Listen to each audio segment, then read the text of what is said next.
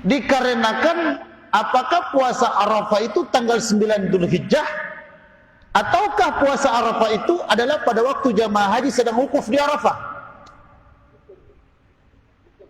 Bagi yang berpemahaman bahwa puasa Arafah itu adalah wukuf di Arafah, berarti dia berpuasa Arafah pada hari Senin, Selasa, Rabu, Kamis, Jumat, Sabtu, Minggu, Senin, Selasa puasanya.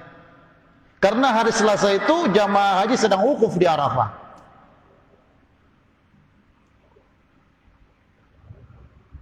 Yang kemudian hari Rabunya hari raya. Nah, pemerintah Indonesia tidak. Hari rayanya nanti hari Kamis. Sehingga bagi yang mengatakan bahwa puasa Arafah itu tanggal 9 Dzulhijjah, maka mereka akan berpuasa Arafah adalah pada hari Rabu. Itu perbedaannya sebetulnya. Dan saya tidak masuk ya dalam masalah ini, kalau ini masalah fikhiyah.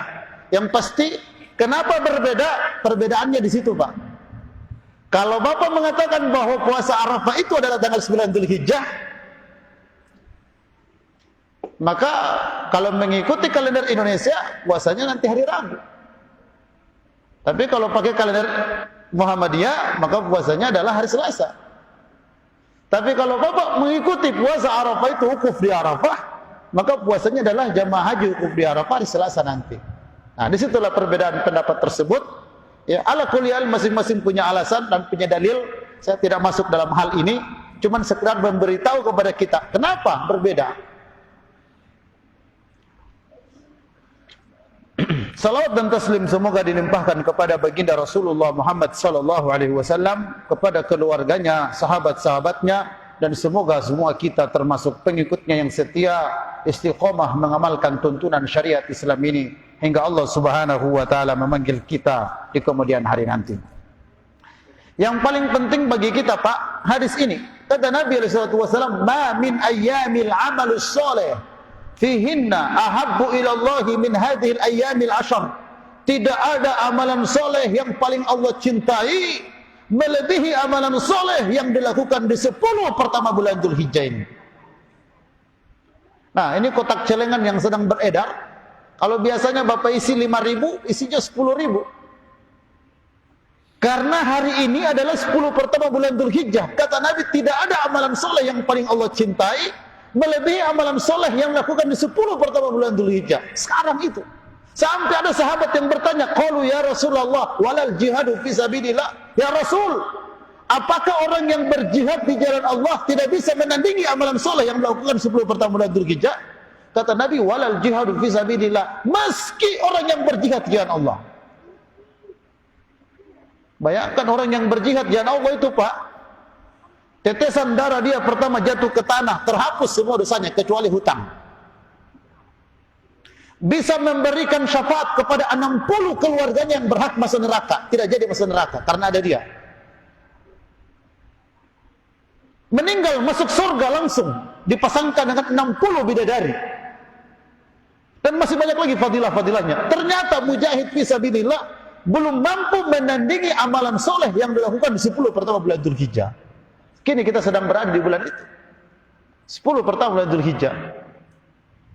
Nah, jangan sampai ini berlalu tanpa kita gunakan untuk memperbanyak amalan soleh. Termasuk amalan soleh adalah bersedekah.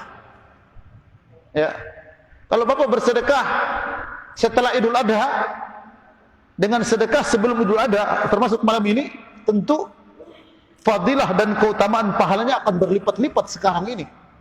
Kalau Bapak tahajud malam ini dengan tahajud setelah Idul Adha, beda pahalanya, Pak, di sisi Allah Subhanahu wa taala. Maka dari itu mari kita gunakan 10 pertama bulan Dzulhijjah ini dengan sebaik-baiknya.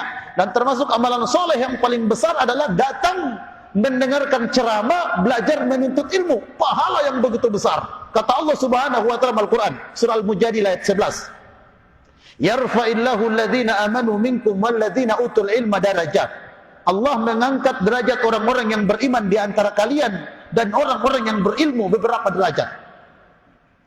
Orang yang beriman diangkat derajatnya. Orang yang rajin salat dianggap beriman, diangkat derajatnya. Yang rajin puasa beriman, diangkat derajatnya. Yang rajin bersedekah, beriman, diangkat derajatnya. Tapi orang yang berilmu beberapa derajat, kata Allah Subhanahu wa taala. Ibnu Abbas radhiyallahu anhuma menafsirkan, ahli tafsir di zaman Nabi. Yang kata Nabi, tidak ada sahabatku yang paling tahu tentang tafsir Al-Quran kecuali Ibnu Abbas radhiyallahu anhuma. Ibnu Abbas menafsirkan ayat ini, beliau mengatakan, lil ulama'i 'alal mu'minina sab'umi'ati darajah. Perbedaan derajat orang yang beriman dan orang yang berilmu itu adalah 700 derajat. Ma baina darajataini masiratu 500 amin. Dari satu derajat ke derajat yang kedua bagaikan perjalanan 500 tahun lamanya. Bayangkan itu Pak, perbedaan orang yang berilmu dan orang yang beriman. Nah, kita malam ini datang untuk mendengarkan ilmu. Malam ini kita datang untuk mau menambah pengetahuan tentang Islam. Begitu besar fadilah yang Allah Subhanahu wa taala berikan, apalagi bertepatan dengan 10 pertama bulan Dzulhijjah. Yang dalam hadis kata Nabi sallallahu alaihi wasallam, "Man salaka tariqan yaltamisu fihi ilman, sahhalallahu lahu bihi tariqan ilal jannah." Siapa menempuh satu jalan pergi untuk menuntut ilmu, Allah mudahkan baginya jalan menuju surga. Ini malam ini yang kita dapatkan Bapak Ibu sekalian. Maka ikhlaskan hati. Sesungguhnya fadilah pahala yang begitu besar ada di hadapan kita, yang Allah akan genjarkan bagi kita malam ini karena kita datang untuk menuntut ilmu. Dan pahala orang menuntut ilmu, Masya Allah. Kalau dalam hadis itu kata Nabi SAW, wa hatta namlatu fi juhriha, sampai-sampai semut-semut yang ada di dalam lubangnya, ikan-ikan yang ada di lautan, semuanya meminta kepada Allah supaya diampunkan dosa-dosa mereka yang menuntut ilmu ini. Bayangkan itu. Kalaupun ada corona Pak sekarang ini, corona itu berdoa sama Allah, ampuni dosa-dosa mereka ini. Karena sebut kalau Nabi SAW, jangankan yang tidak, yang di luar-luar begini ini corona, di dalam lubang tanah pun semut-semut itu berdoa kepada Allah supaya diampunkan dosa dan kesalahan mereka yang menuntut ilmu ini. Maka fadilah menuntut ilmu ini Masya Allah. Dan di zaman kita sekarang begitu lemahnya semangat orang menuntut ilmu. Yang dimaksud dengan ilmu di sini adalah ilmu agama. Ilmu yang kalau kita kaji membuat kita semakin mendekatkan diri kepada Allah Subhanahu wa taala. Ilmu yang kalau kita dengarkan membuat kita semakin semangat beramal soleh. Itulah ilmu yang diperintahkan untuk kita kaji. Bukan ilmu tenaga dalam, bukan ilmu yang membuat orang tergila-gila tertarik dengan kita. Tapi ilmu yang dimaksud di sini adalah ilmu yang semakin mendekatkan diri kita kepada Allah. Dengarkan hadisnya, semakin rajin kita puasa. Dengarkan riwayatnya, semakin rajin kita salat-salat sunnah. Dengarkan riwayatnya, semakin takut kita berbuat dosa. Itu ilmu yang diwajibkan untuk kita kaji. Yang kata Nabi sallallahu alaihi wasallam, "Talabul ilmi faridatan ala kulli muslim." Menuntut ilmu itu wajib bagi setiap orang Islam. Maksudnya adalah ilmu yang mendekatkan diri kita kepada Allah Subhanahu wa taala. Bapak Ibu jamaah hadirin hadirat yang dirahmati Allah Subhanahu wa taala, sekali lagi saya ingin mengulang-ulang kepada Bapak Ibu sekalian, sekarang ini kita berada di waktu fadilah, waktu yang begitu mulia, 10 pertama bulan Dzulhijjah, yang diperintahkan kita memperbanyak amalan soleh, apapun bentuk amalan soleh tersebut. Sampai amalan soleh yang paling kecil, tabassumuka fi wajhi akhika sadaqah, senyum kepada saudaramu adalah sedekah. 10 pertama bulan Dzulhijjah ini jangan sampai kita berantang. Ibu, kalau suami mulai berwajah masam, jangan terpancing. Berusaha tahan, kendalikan nafsu kita. Perlihatkan wajah yang senyum kepada dia, buat dia tidak jadi marah. Begitu pula sebaliknya. Pak, kalau orang sampai rumah, istri mulai bakali kalian, tahan emosi, jangan sampai meledak. Usahakan kita bisa mengendalikannya dan dia bisa senyum dan ketawa sehingga bahagia kita. 10 pertama bulan Dzulhijjah ini sangat diperintahkan kita untuk berbaik-baikan, istri kepada suaminya, suami kepada istrinya, anak kepada orang tuanya, orang tua kepada anak-anaknya, tetangga dengan tetangganya, bos dengan karyawannya, dan begitu seterusnya. Diperintahkan kita untuk berbaik-baik di 10 pertama bulan Dzulhijjah ini. Bahkan saya sudah sebutkan kemarin, kalau ada yang bersalah, ada yang punya khilaf, silakan minta maaf. Jangan tunggu Idul Adha, terlambat kalau kita tunggu Idul Adha. Kalau ada di antara kita yang berseteru, ada di antara kita yang tidak saling menyapa, saatnya sekarang datang untuk bermaaf-maafan. Karena minta maaf di 10 pertama bulan Dzulhijjah ini, fadilah dan keutamaannya begitu besar di sisi Allah Subhanahu wa taala.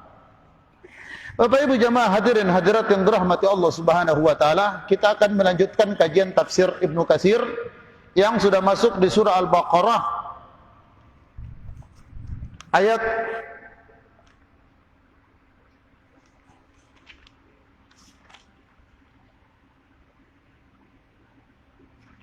(97) dan 98. Malam ini coba kita ambil 2 ayat dulu. Mudah-mudahan cukup waktunya untuk mengkaji. Ini sangat bagus ayat 97 dan 98 ini. Mudah-mudahan Bapak Ibu tetap semangat dan terus mengambil hikmah-hikmah dan pelajaran-pelajaran dari kajian tafsir ini, karena ayat ini adalah ayat yang biasa kita baca, adalah di surah Al-Baqarah yang kita masih di awal-awal, baru ayat 97 dan 98. Mungkin ada di antara Bapak Ibu yang sudah hafal, tapi sayang kita tidak paham karena memang terang bukan orang Arab. Ya, bukan bahasa kita. Alhamdulillah Masjid Raya Ahmad Yani memberikan fasilitas kajian tafsir yang mudah-mudahan dengan mendengarkan ini kita ambil hikmah dan pelajarannya yang mudah-mudahan bisa kita praktekkan sekaligus menjadi bekal kita menghadap Allah Subhanahu wa taala di kemudian hari nanti. Namun seperti biasanya sebelum saya bacakan ayat ini atau kita kaji ayat ini, kita akan bacakan terlebih dahulu dengan harapan ya mudah-mudahan bisa menambah iman-iman kita seperti firman Allah Subhanahu wa taala, wa idza tuliyat 'alaihim ayatuhu zadatuhum imana. Apabila dibacakan kepada mereka ayat-ayat kami, bertambahlah iman-iman mereka. Maka dengarkanlah Bapak, Bu, ayat-ayat yang akan kami bacakan ini, mudah-mudahan dengan kita mendengar dan menyimak menjadi asbab bertambah iman kita sebagaimana firman Allah Subhanahu wa taala tadi. A'udzu billahi minasy syaithanir rajim. Qul man kana 'aduwwan li-Jibril fa innahu nazzalahu 'ala qalbik. Qul man kana 'aduwwan li-Jibril fa innahu nazzalahu 'ala qalbika bi'idznillah. فإنه نزله على قلبك بإذن الله مصدقا لما بين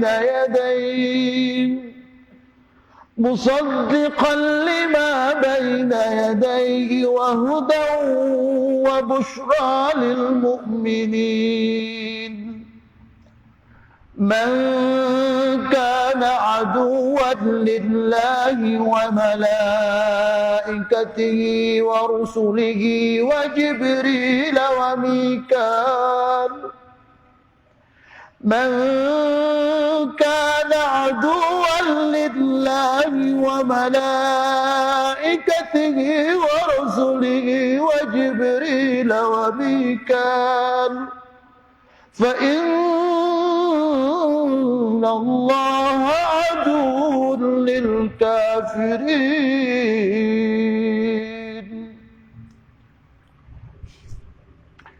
Ayat ini Allah Subhanahu wa taala dahului dengan kata-kata kul. Ya, orang Yaman bilang gul. Ya. Ada orang Yaman biasa bilang qa ga. Ya. Dan itu biasa, dialek. Ya, sama ada orang Bugis ngomong kalau bulan bisa ngomong, ya biasa dialek seperti itu. Ya, kalau antum dengar orang Yaman bilang gul ya akhi, wa ina sadiquk, ya apa gul ustaz, ya itu dialek mereka seperti itu. Ya, jadi mereka biasa katakan ustaz sakhaf, ya udah bilang ustaz sakhaf, ya biasa itu. Ya. Nah, kul ini huruf qa beda dengan ka, kul. Ya, jadi kul dengan kul. Kalau kul qa artinya katakanlah. Kalau kul artinya makanlah. Makanya hati-hati antum baca kul huwallahu ahad. Jangan kul makanlah Allah itu satu. Bahaya itu arti Pak. Ya. Kalau orang waktu belajar ngaji dulu, kaf itu terbang kif. Ya. Jadi Ain, ghain, fa, kaf, kif. Begitu ya dulu. Nah, sekarang di Iqra qa, ka. Ya, cuma qa, ka. Ya, qaf dengan kaf. Nah, hati-hati kita untuk menyebutkan huruf ini karena banyak di Al-Qur'an yang ayat hari-hari terang baca. Bahkan surat salat qabliyah dan ba'diyah sering terang baca itu qul huwallahu ahad, qul a'udzu birabbil falaq, qul a'udzu birabbin nas. Nah, jangan sampai terang baca kul, ya, ka. DP arti makanlah. Jadi kalau qul a'udzu birabbin nas, ya, harusnya benar qul a'udzu birabbin nas. Katakanlah Muhammad, aku berlindung dari Tuhannya manusia. Tapi kalau qul a'udzu birabbin nas, ya, makanlah aku berlindung dari Tuhannya manusia. Itu sangat berbahaya. Maka bedakan antara qa dengan ka. Nah, di sini Allah Subhanahu wa taala mempergunakan kalimat ini di awal ayat Baqarah ayat 97. Qul, katakan wahai Muhammad. Tentu Allah Subhanahu wa taala mengatakan katakan wahai Muhammad, perintah Allah kepada Nabi Muhammad ini juga perintah kepada umatnya. Jadi jangan antum kira setelah Allah bilang katakan wahai Muhammad ini cuma khusus untuk Muhammad. Tidak, untuk kita juga sebagai umatnya. Man kana aduwan li Jibrila, siapa saja yang menjadi musuh atau memusuhi malaikat Jibril, fa innahu nazzalahu ala qalbika, sesungguhnya malaikat Jibril itulah yang telah menurunkan Al-Quran ke dalam hatimu biidznillah, atas izin Allah Subhanahu wa taala, musaddiqan lima baina yadayhi, telah membenarkan kitab-kitab sebelumnya, wa hudaw wa busyra lil mu'minin, petunjuk dan kabar gembira bagi orang-orang yang beriman. Nah, surat ini Pak, asbabun nuzulnya, sebab dia turun, ini adalah orang-orang Yahudi dari Bani Israel. Mereka mengatakan bahwa malaikat Jibril itu musuh kami. Adapun malaikat Mikail itu adalah sahabat dan teman kami. Jadi orang-orang Yahudi Bani Israel itu Pak, tidak suka dengan malaikat Jibril. Mereka suka dengan malaikat Mikail. Kenapa? Nanti akan saya jelaskan. Yang penting antum simak baik-baik. Bagus sekali ini asbabun nuzulnya. Nah, itu dikarenakan orang-orang Yahudi Bani Israel ini berdebat dengan Nabi Muhammad SAW. Apa perdebatan mereka? Perdebatan mereka itu adalah tentang malaikat Jibril. Siapa yang selalu datang kepadamu itu wahai Muhammad? Kalau dia Mikail, kami akan beriman kepadamu dan kami akan mengikuti ajaran agamamu. Tapi kalau dia Jibril, kami tidak mau beriman kepadamu dan kami tidak akan pernah taat dengan ajaranmu. Nah itu. Kenapa? Alasan mereka karena malaikat Jibril ini dialah yang membawa wahyu Al-Quran, yang memberikan kepada orang Arab, yang mereka tunggu Nabi Rasul terakhir itu adalah Bani Israel, bukan orang Arab. Ya jangan marah orang Arab yang ada di sini ya. Jadi orang Yahudi itu Bani Israel memang nggak suka dengan orang Arab mereka. Mereka sudah tahu dalam kitab mereka akan datang Nabi dan Rasul akhir zaman, namanya Ahmad dalam kitab mereka. Ternyata Nabi Muhammad itu nama lainnya adalah Ahmad. Sama dengan orang punya nama lain panggilan-panggilan kan? Iya. Nah, mereka nanti dan tunggu Nabi dan Rasul terakhir ini. Setelah datang ternyata bukan dari bangsa mereka, bukan dari suku mereka, malah dari Arab. Rasulullah SAW. Lalu menurunkan kitab suci Al-Quran. Di dalam Al-Quran itu banyak ayat-ayat yang memberikan ancaman-ancaman, baik itu ancaman siksa di dunia, apalagi siksa di akhirat. Dan memberikan kabar gembira, baik itu gembira di dunia, apalagi gembira di akhirat. Ayat-ayat Al-Quran banyak menceritakan itu. Itulah yang tidak disukai oleh Bani Israel, orang Yahudi. Mereka suka dengan Mikail. Kenapa? Karena Mikail ini malaikat yang selalu menurunkan rahmat. Malaikat Mikail inilah yang menumbuhkan tumbuh-tumbuhan. Malaikat Mikail inilah yang menurunkan hujan. Malaikat Mikail inilah yang membuat orang senang dan gembira. Jadi mereka suka yang datang kepada Nabi Muhammad ini adalah Mikail, bukan Jibril. Lalu mereka pun berdialog dengan Nabi SAW. Begini dialognya. Saya bacakan hadisnya kepada antum. Nas'aluka anhunna la ya'lamuhunna illa nabiyyun. Wahai Abul Qasim, kalau betul engkau ini nabi, kalau betul engkau ini rasul akhir zaman, coba jawab pertanyaan kami 4. Kalau engkau mampu menjawab dengan benar 4 pertanyaan kami ini, kami akan mengikutimu dan kami akan beriman denganmu dan kami akan berjuang bersama-sama denganmu. Nabi ajak mereka duduk sama-sama. Ayo kita duduk. Silakan tanyakan 4 pertanyaan yang kalian mau tanyakan itu. Ini dengar baik-baik. Ini lihat liciknya orang Yahudi. Tapi Nabi SAW mengatakan, "Salu amma syi'tum, walakin ij'alu li dhimmatan wa ma ukhidha Ya'qub ala banihi." Silakan kalian tanyakan yang 4 itu. Namun sebelum saya akan menjawab 4 pertanyaan itu dengan benar, kita buat perjanjian dulu. Sebagaimana Nabiullah Ya'qub alaihissalam membuat perjanjian dengan Bani Israel. Yang kalau saya bisa menjawabnya dengan benar, wajib kalian mengikuti ajaranku dan berjuang bersama-sama denganku. Tapi kalau saya tidak bisa menjawab dengan benar, maka tidak usah beriman denganku, tidak usah pedulikan dengan ajaran yang kubawa. Oke, kata Bani Israel, sepakat. Jadi ini janji, orang Yahudi kuat berjanji, tapi selalu menyelisih janjinya.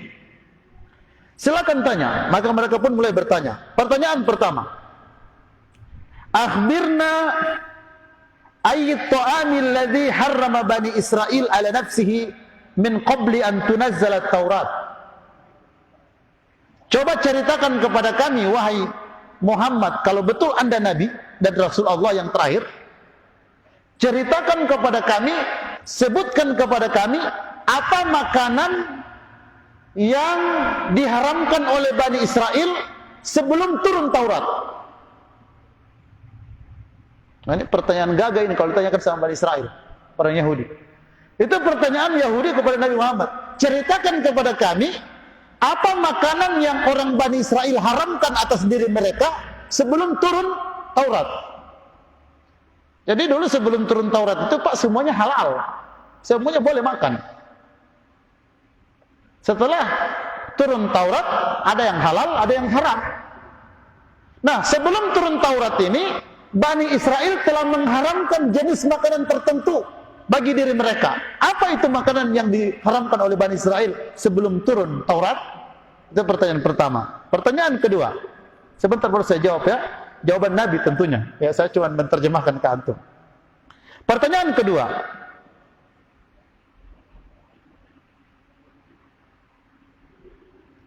akhbirna kaifa ma'ul mar'ati wa ma'ur rajul. Coba ceritakan kepada kami bagaimana membedakan maninya laki-laki dan maninya perempuan. Ya.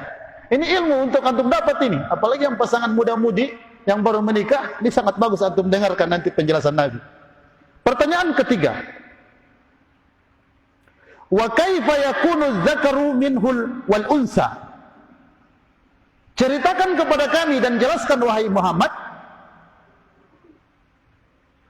bagaimana sebab terjadinya proses pertemuan mani laki-laki dan mani perempuan sehingga melahirkan anak laki-laki, dan bagaimana proses pertemuan mani laki-laki dan perempuan bertemu sehingga melahirkan bayi perempuan. Nah, ini bagus. Bagi yang punya anak laki-laki pingin perempuan, coba antum dengar hadis ini. Yang punya anak perempuan pingin dapat laki-laki, coba antum dengarkan hadis ini. Ada ternyata dijelaskan dalam Islam.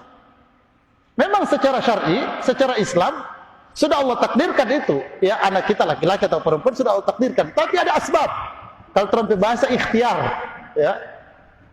Nah, Bani Israel ini minta, Muhammad, kalau memang ente Nabi dan Rasul, yang dalam kitab kami sebutkan itu, bahwa anda adalah Nabi, Rasul yang terakhir, coba ceritakan kepada kami, bagaimana prosesnya bertemunya mani laki-laki dan perempuan, sehingga bisa menjadi bayi laki-laki. Dan bagaimana dia bisa menjadi bayi perempuan. Oh, ini Nabi hebat ternyata. Ya, masalah-masalah begini. Padahal Nabi bukan dokter, ini sebenarnya ilmu kedokteran. Kalau antum dokter di sini nih, antum kembangkan dan antum teliti ini, masya Allah luar biasa. Yang terakhir, yang keempat, akhbirna bihadan nabiyil ummi fin naumi wa waliyuhu minal malaikah. Kabarkan kepada kami apa tanda yang dengan mudah kami mengenal bahwa itu adalah Nabi. Lengkaplah 4 pertanyaan yang ditanyakan oleh Bani Israel, orang Yahudi, kepada Nabi SAW, yang kalau Nabi bisa menjawab dengan benar, kami akan beriman denganmu, kami akan mengikuti ajaranmu, dan kami akan berjuang bersama-sama denganmu. Nah, apa jawab Nabi? Jawaban pertama, antum dengar baik-baik. Hal ta'lamuna anna Israila Yaqub marida maradan syadidan fatala saqamuhu minhu fanadhara lillahi nadhran la in afahu Allahu min saqmihi la yahirru min ahabbi at-ta'ami wa syarabi ilaihi wa kana ahabbu at-ta'amu ilaihi lihumul abal wa ahabbu syarabu ilaihi albaniha. Pertanyaan yang pertama tadi, jelaskan kepada kami wahai Muhammad, apa makanan yang tadinya halal kemudian Bani Israel mengharamkannya sebelum Taurat diturunkan kepada mereka. Nabi menjawab begini, kenalkah kalian dengan Nabi kalian atau bapak kalian Nabiullah Yaqub alaihissalam? Mereka bilang, ya, itu adalah bapak kami, karena Bani Israel itu kan silsilah keturunannya dari Yaqub,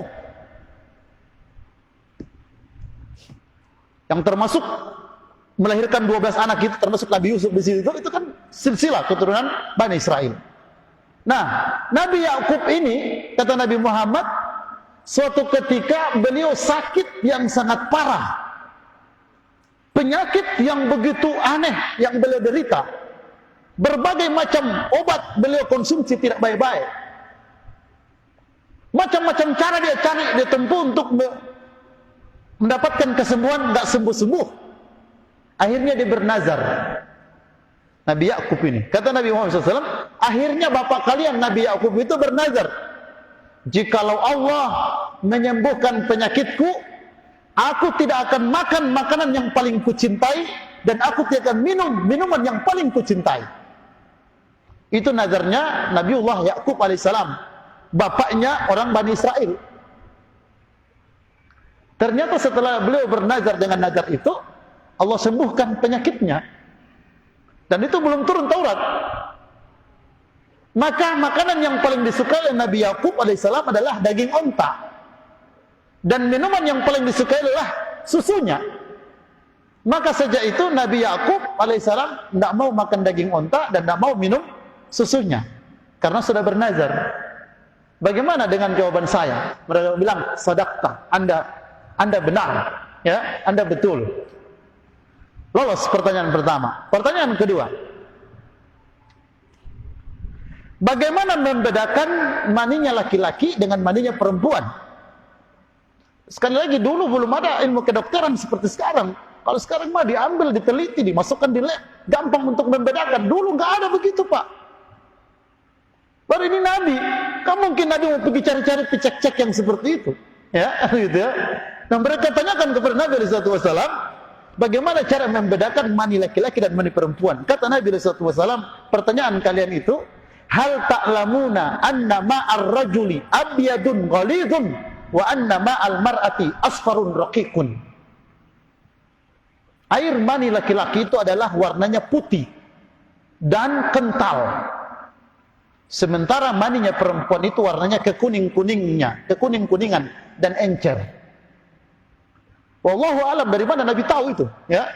Bagaimana jawaban saya? Kata mereka, sadaqta, Anda jelas, Anda benar. Ya. Oke, pertanyaan ketiga. bagaimana bertemunya mani laki-laki dan mani perempuan sehingga menyebabkan lahir bayi laki-laki, dan bagaimana bisa lahir bayi perempuan. Nah, ini yang saya bilang tadi, bagi antum yang pingin punya anak laki-laki atau antum yang pingin anak perempuan, antum dengarkan hadis ini. Kata Nabi SAW. Cuman ini baru jawaban umum, perlu antum untuk selidiki lagi. Tapi paling tidak Nabi sudah berikan gambaran ke kita bahwa betul laki-laki atau perempuan bayi yang akan lahir ini itu sudah ditakdirkan Allah. Tapi ada ikhtiar, ya, ada asbab yang bisa kita buat. Ikhtiar itu, yang pingin punya anak laki-laki dapatlah di laki-laki, yang pingin perempuan dapatlah di perempuan. Bagaimana caranya? Kata Nabi, فَأَيُّهُمَا عَلَى كَانَ لَهُ الْوَلَدْ وَشَبَهْ بِإِذْنِ اللَّهِ وَإِذَا عَلَى مَاءُ الرَّجُلِ مَاءَ الْمَرْأَةِ كَانَ الْوَلَدُ ذَكَرًا بِإِذْنِ اللَّهِ وَإِذَا عَلَى مَاءُ الْمَرْأَةِ مَاءَ الرَّجُلِ كَانَ الْوَلَدُ أُنْثَى بِإِذْنِ اللَّهِ. Kata Nabi SAW, apabila mani laki-laki dan mani perempuan itu bertemu, setelah mereka bertemu, maka mereka akan saling mengadu kekuatan. Mana yang paling kuat? Kalau mani perempuan yang lebih kuat dan kalahlah mani laki-laki, maka akan lahir perempuan. Ya. Kalau mani laki-laki lebih kuat dan mani perempuan kalah, lemah, maka akan lahir laki-laki. Tapi ini masih jawaban umum, saya sebutkan ya, masih ada rinciannya. Ya, nanti empat mata antum dan anak kalau mau bicara tentang hal tersebut, atau dokter paling lebih hebat mungkin tentang masalah ini. Ya, yang pasti secara hadis Nabi sebutkan itu. Nah, sehingga kalau antum mau anak laki-laki, pertama antum kuat dulu. Ya, jangan belum apa-apa antum soloyo. Ya, karena akan ada nanti pertarungan antara mani laki-laki dan mani perempuan. Begitu dalam hadis kata Nabi. Makanya Masya Allah, Nabi memberikan tuntunan kepada kita, laki-laki, pengantin baru, supaya mengkonsumsi yang menguatkan laki-laki. Bukan obat kuat ya, kalau obat kuat melemahkan justru. Ya. Kita yang alami-alami, ya, makanan-makanan sehat begitu. Jangan yang makanan siap saji. Nah, begitu juga perempuan. Nah, antara mani laki-laki dan mani perempuan ini, kalau mereka bertemu, maka dia akan saling adu kekuatan. Siapa yang paling kuat, maka bayi atas izin Allah Subhanahu wa taala akan ya jadi laki-laki atau perempuan, tergantung mani yang mana yang mengalahkan mani yang mana, begitu. Setelah Nabi tanya kepada mereka, bagaimana dengan jawabanku? Kata mereka, Anda benar. Ya. Dan Nabi berdoa, Allahumma fashhad, ya Allah saksikan. Ya, sungguh aku telah menjawab dengan jawaban yang benar, dan mereka menyaksikan itu. Sadaqta, engkau benar. Terakhir pertanyaannya, bagaimana tanda dengan mudah kami mengenal dia adalah Nabi? Kata Nabi SAW, hadan Nabi al-ummi, tanamu ainahu wa la yanamu qalbuh. Untuk mengetahui dengan mudah bahwa inilah Nabi, adalah matanya tidur, tapi hatinya tidak pernah tidur. Itulah Nabi. Ya. Kalau orang tidur Pak Sunin tahu diri. Gitu ya. Kalau Nabi itu matanya tidur, tapi hatinya nggak pernah tidur. Setelah ditanya kepada mereka, bagaimana jawabanku? Kata mereka, benar. Lalu dia bilang, satu lagi pertanyaan kami. Padahal sudah sepakat 4 pertanyaan. Kalau dijawab oleh Nabi dengan benar, mereka beriman, mereka mengikuti Nabi dan berjuang sama-sama dengan Nabi. Setelah Nabi jawab pertanyaan 4 ini, mereka bilang, satu lagi pertanyaan kami. Nah, apa pertanyaan satu itu? Mereka bilang begini nih,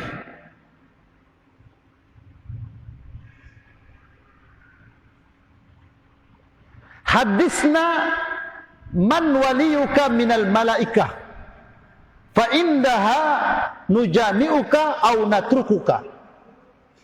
Ceritakan kepada kami, siapa malaikat yang selalu datang kepadamu membawa wahyu. Ini akan menentukan kami bergabung denganmu atau justru kami memusuhimu. Maka kata Nabi SAW, malaikat yang selalu datang kepadaku adalah malaikat Jibril. Serentak mereka mengatakan, kalau begitu kami tidak beriman denganmu dan kami tidak akan mengikutimu. Maka Allah turunkan ini, man kana aduwwan li Jibrila, siapa yang memusuhi malaikat Jibril, fa innahu nazzalahu ala qalbika, sesungguhnya malaikat Jibril itu yang telah menurunkan wahyu Al-Qur'an di hatimu, biidznillah, dengan izin Allah Subhanahu wa taala, musaddiqan lima baina yadayhi wa hudaw wa busyra lil mu'minin, yang telah membenarkan kitab-kitab sebelumnya dan sebagai petunjuk dan kabar gembira bagi orang-orang yang beriman. Itu asbabun nuzul surah Al-Baqarah ayat 97 yang begitu ribet dan begitu menegangkan pertanyaan orang-orang Bani Israel. Dan Bani Israel itu Pak pintar-pintar sampai sekarang. Antum mencari orang yang paling pintar itu Yahudi. Makanya coba lihat yang jago bikin senjata orang mana Pak? Pasti Yahudi. Yahudi yang paling jago bikin senjata. Nuklir dan yang hebat-hebat itu dorang. Pintar memang mereka. Tapi sayang kepintarannya mereka itu mereka pakai untuk menentang ajaran yang benar. Makanya di surah Al-Baqarah itu, di surah Al-Fatihah Allah bilang, ihdinas siratal mustaqim, siratal ladzina an'amta alaihim, ghairil maghdubi alaihim waladhdallin. Tunjuki kami ke jalan yang lurus, yaitu jalan orang-orang yang kau berikan nikmat kepada mereka, bukan jalan orang-orang yang dimurkai dan bukan jalan orang-orang yang sesat. Kata para ulama, yang dimaksud dengan orang-orang yang dimurkai ini adalah Yahudi. Kenapa mereka dimurkai? Karena mereka diberikan ilmu, tapi mereka tidak amalkan ilmunya. Ya, maka Allah murka kepada mereka. Itu, ya. Maka Allah Subhanahu wa taala murka kepada mereka karena punya ilmu dan mereka tidak amalkan. Begitu juga orang Islam, Pak. Kalau ada orang yang paham, dia tahu hukum, kemudian dia langgar, sama dia dengan Yahudi.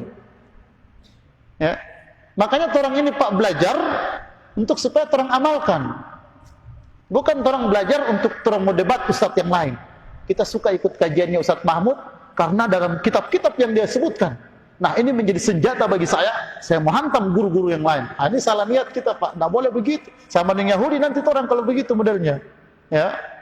Nah, ini Bapak Ibu sekalian. Baik, ayat terakhir, ayat yang kedua, man kana aduwwan lillahi wa malaikatihi wa rusulihi wa jibril wa mikala fa innallaha aduwwul lil kafirin. Barang siapa yang memusuhi Allah Subhanahu wa taala dan malaikat-malaikatnya dan rasul-rasulnya dan Jibril dan Mikail, fa innallaha aduwwul lil kafirin, sesungguhnya Allah itu musuh bagi orang-orang kafir. Nah, Allah tegaskan di ayat berikutnya bahwa hei kalian Bani Israel, hei kalian Bani Israel Yahudi yang hanya suka dengan Mikail, tidak suka dengan malaikat Jibril, padahal malaikat Jibril jugalah yang menurunkan kitab Taurat kepada Nabi Musa. Malaikat Jibril, karena tugasnya malaikat Jibril ini yang menurunkan kitab-kitab suci, mulai dari Taurat, Injil, Zabur, Suhuf, ya, kepada Nabi Ibrahim, ya, Musa dan Nabi Ibrahim, Suhufi Ibrahim, ya, Suhufi Ibrahim wa Musa, ya, Suhuf yang diturunkan kepada Nabi Ibrahim dan Nabi Musa. Jadi suhuf itu Pak, dulu belum kitab suci, masih suhuf. Suhuf itu kalau diterjemahkan gampang orang paham, koran. Koran itu bahasa Arabnya suhuf. Ya.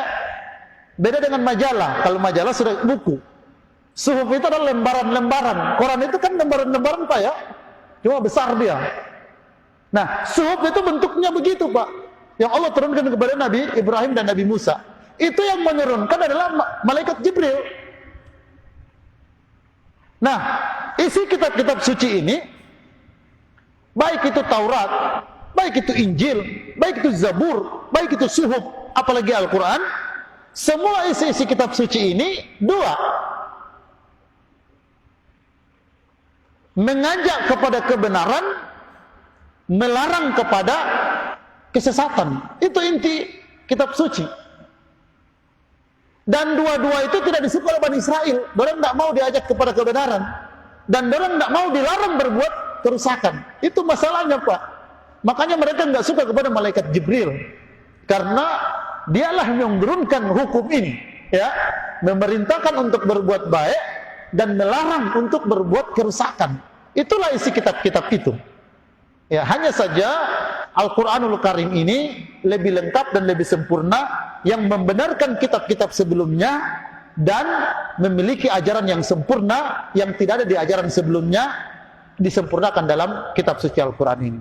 Nah, ini kira-kira ya Bapak Ibu sekalian yang dirahmati Allah Subhanahu wa taala,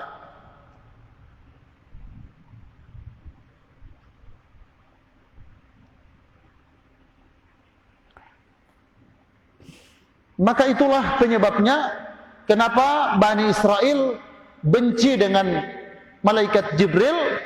Sekali lagi, karena malaikat Jibril, kata Bani Israel, adalah musuh kami. Ya, dia adalah musuh kami. Kenapa mereka memusuhi malaikat Jibril? Karena malaikat Jibril menurunkan kitab Taurat, kitab-kitab suci ini, yang isinya adalah mengajak untuk berbuat baik dan melarang untuk berbuat kerusakan. Mereka hanya suka Mikail karena Mikail adalah malaikat yang menurunkan rahmat, hujan, menumbuhkan tumbuh-tumbuhan, membuat orang bercinta, berkasih sayang. Itu yang dorong suka. Ya, tetapi setelah datang tuntunan yang benar, mereka selisih dan mereka langgar hal tersebut. Nah, ini mudah-mudahan ya bisa kita ambil hikmah dan pelajaran dalam ayat ini, bahwa kebiasaan orang Yahudi itu suka menyelisihi janji. Kalau ada orang Islam yang suka berjanji dan menyelisihi janjinya, sama dengan orang Yahudi. Yang kedua, apabila kesepakatan telah disepakati, maka mereka akan minta lagi buat kesepakatan yang lain. Itu kebiasaan orang Yahudi. Kalau kita ada orang Islam yang modelnya seperti itu, sama lagi kita seperti orang-orang Yahudi. Ya, sama dengan ini, mereka sudah sepakat dengan 4 pertanyaan. Kalau Nabi bisa menjawab dengan benar, mereka akan beriman. Ternyata setelah Nabi jawab 4 itu dengan benar, mereka minta bertanya pertanyaan yang lain lagi. Dan pada akhirnya ternyata mereka ada ciri-ciri alasan memang tidak mau beriman kepada Allah dan ajaran yang dibawa Nabi SAW. Semoga berguna, bermanfaat. Terima kasih. Allahul Musta'an. Pesan kami terakhir sekali lagi, mari jaga 10 terakhir bulan Dzulhijjah ini untuk terus kita perbanyak amalan soleh, perbanyak doa, zikir, munajat, salawat, ya, termasuk sedekah, amalan-amalan soleh. Karena sesungguhnya amalan soleh yang dilakukan 10 pertama bulan Dzulhijjah ini begitu mulia di sisi Allah Subhanahu wa taala, pahala yang begitu agung yang Allah Subhanahu wa taala balaskan kepada mereka yang bersungguh-sungguh beramal soleh. Dari kami cukup sekian, terima kasih. Kita tutup dengan doa kafaratul majlis. Subhanakallahumma rabbana bihamdika nasyhadu an la ilaha illa anta nastaghfiruka wa natubu ilaik. Wa sallallahu ala nabiyyina Muhammad wa ala alihi wa sahbihi wa barik wasallam. Walhamdulillahirabbil alamin. Wassalamualaikum warahmatullahi wabarakatuh.